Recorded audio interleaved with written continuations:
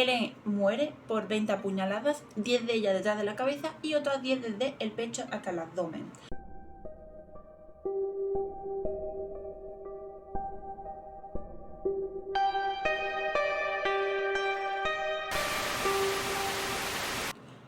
Hoy traigo un caso un poco polémico, porque se debate entre suicidio o asesinato. Es el caso de Ellen Greenberg. Es una chica de 27 años que era maestra de primaria en Filadelfia y murió el 26 de enero de 2011. Estaba a punto de casarse con su prometido. Su prometido se llamaba Sam. El día de su muerte había unos avisos de fuertes tormentas, entonces ella mandó a sus alumnos a casa y se fue en su coche directo a su apartamento. Antes de ir a su apartamento llenó su coche de gasolina y luego se fue. Llegaría en torno a las 4:45 de la tarde. Sam se va al gimnasio, Ellen se queda en el apartamento y durante ese tiempo Ellen muere por 20 apuñaladas, 10 de ellas detrás de la cabeza y otras 10 desde el pecho hasta el abdomen. El arma se quedó clavada en su pecho y la duración estimada de su muerte fue entre 30 minutos. Cuando Sam vuelve a su apartamento sobre las 5:30 de la tarde, se encuentra la puerta cerrada y que Ellen no responde. Le llama varias veces, le manda mensajes y tras media hora después de que no recibía respuesta, decide bajar a donde está el guardia de seguridad del edificio y este le dice que no puede forzar la puerta. Entonces Sam, tras la desesperación, le pega una patada a la puerta y la abre. Una vez Sam abre la puerta, Ellen está tumbada en el suelo en un charco de sangre y la hora a la que se queda registrada la llamada de Sam al 911 es a las 6:33 de la tarde.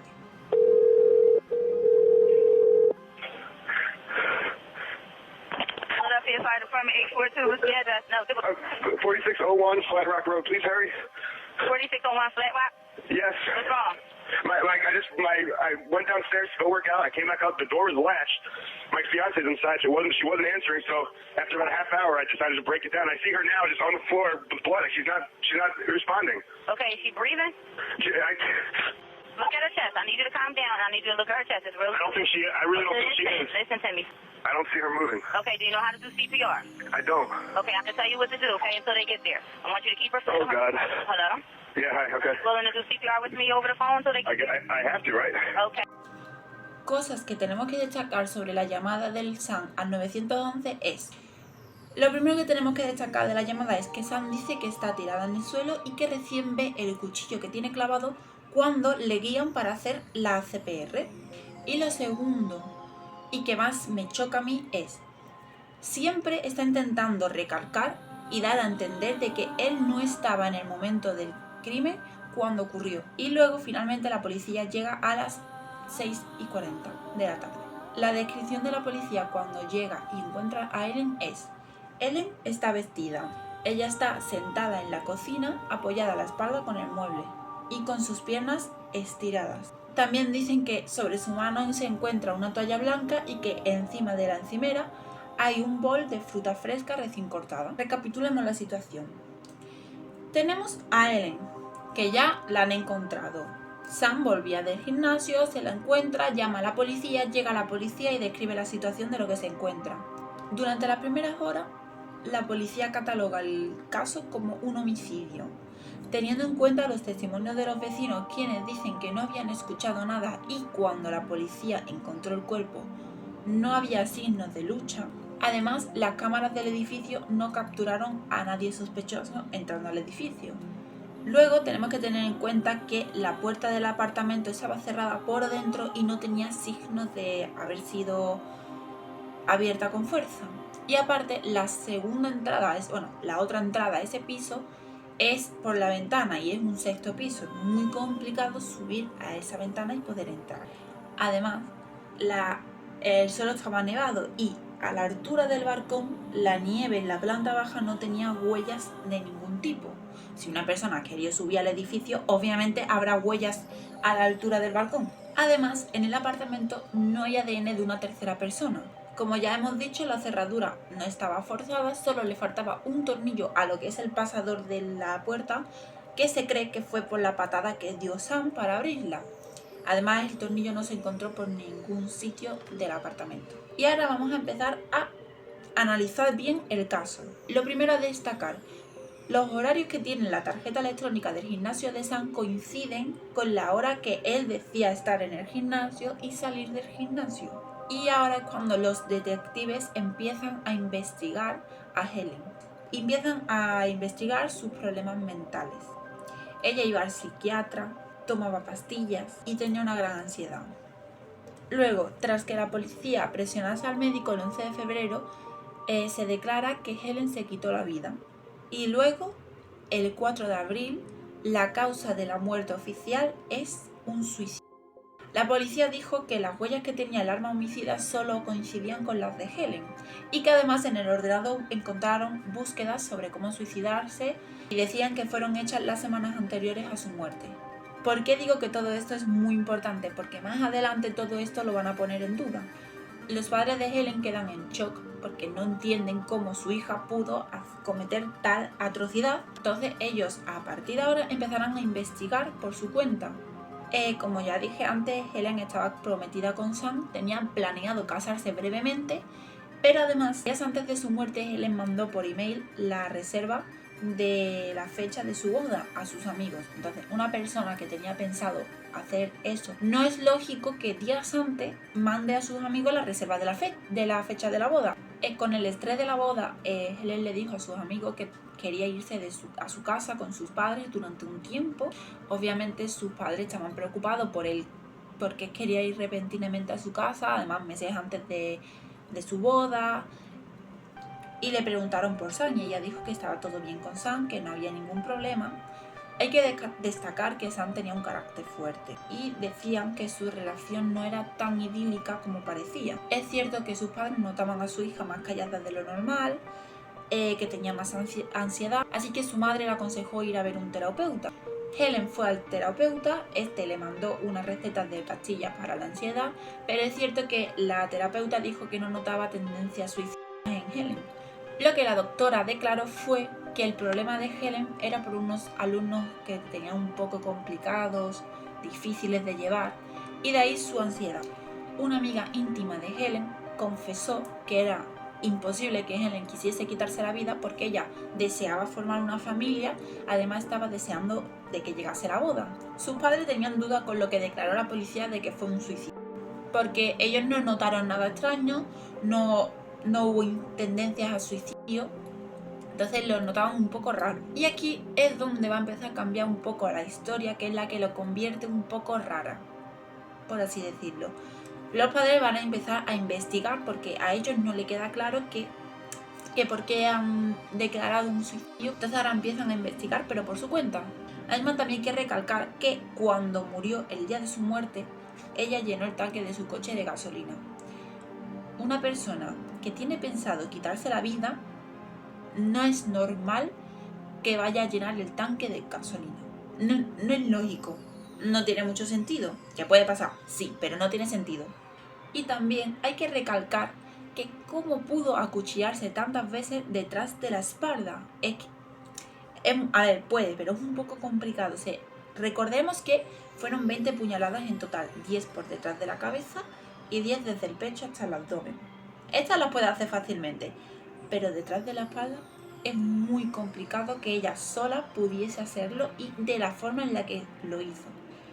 El padre de Helen estaba convencido al 100% de que su hija fue asesinada, entonces contrató a un patólogo forense llamado Krill Wedge y lo contrató para que revisara el caso.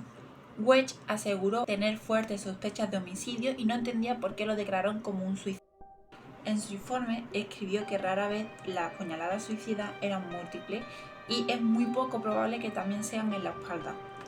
Además, en la autopsia original estaba escrito que la neuropatóloga Lucy Rourke dijo que examinó la médula espinal y que concluyó que no había daños en la misma. Pero cuando The Philadelphia Inquirer la entrevistó, ella dijo que no recordaba haber visto el cuerpo, que no tenía registro de haberlo hecho e incluso no reconoció su firma en los papeles. Además, otro científico forense, Henry Lee, concluyó que el número y el tipo de heridas y las manchas de sangre no coincidían con las de un suicidio, sino con las de un homicidio. Además, el doctor Wayne Ross dijo que las cuchilladas que penetraron en el cerebro de Helen y lesionaron su médula espinal, deberían de haberle causado un dolor severo y además disfunción en el nervio craneal y heridas traumáticas. Aún así, con todo esto, el caso seguía etiquetado como un suicidio. En octubre de 2019, los padres de Helen demandaron a la Oficina de Peritos Médicos de Filadelfia y al patólogo Marlon Osborne, porque los padres de Helen, como ya dije, ellos investigaron por su cuenta, tenían nuevas pruebas que iban a desmontar toda la teoría del suicidio. El abogado de la familia pidió a los expertos usar una nueva técnica que era la fotogrametría. Entonces, con toda la información de las cuchilladas, pudieron recrear todas las heridas y la anatomía en 3D de la víctima. Entonces, todos vieron que, sobre todo, 2 de esas heridas no pudo habérsela hecho Helen sola.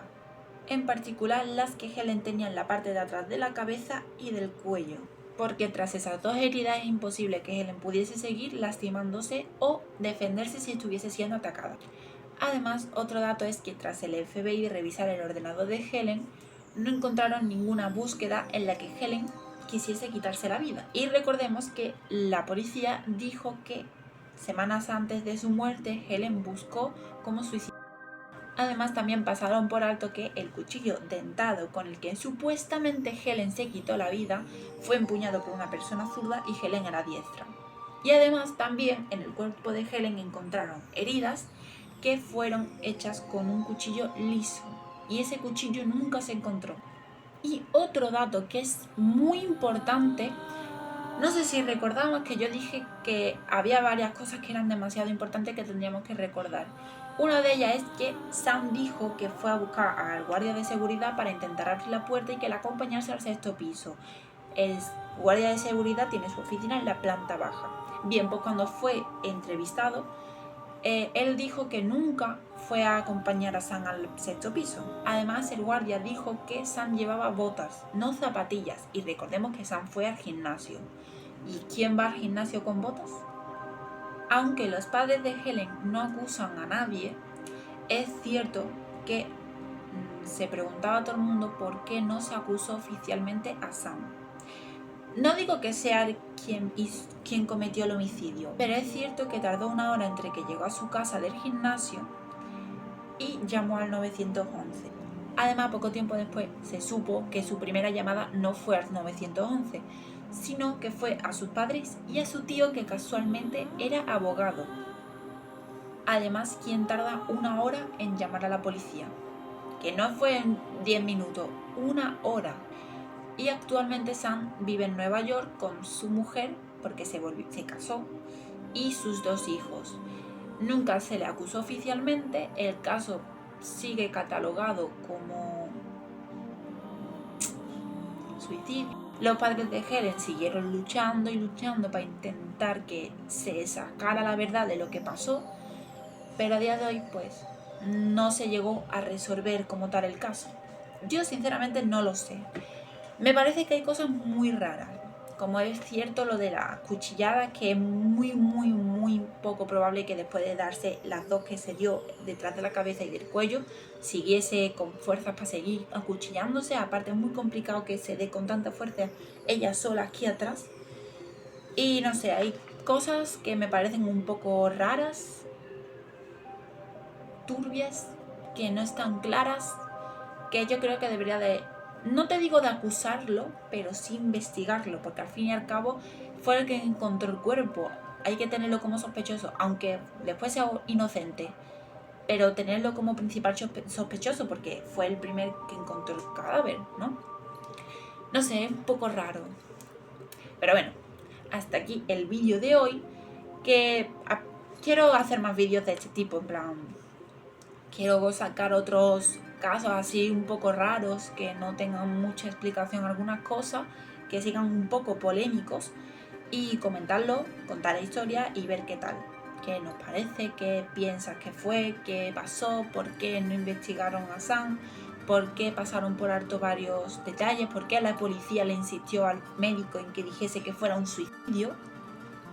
No sé. Y bueno, hasta aquí.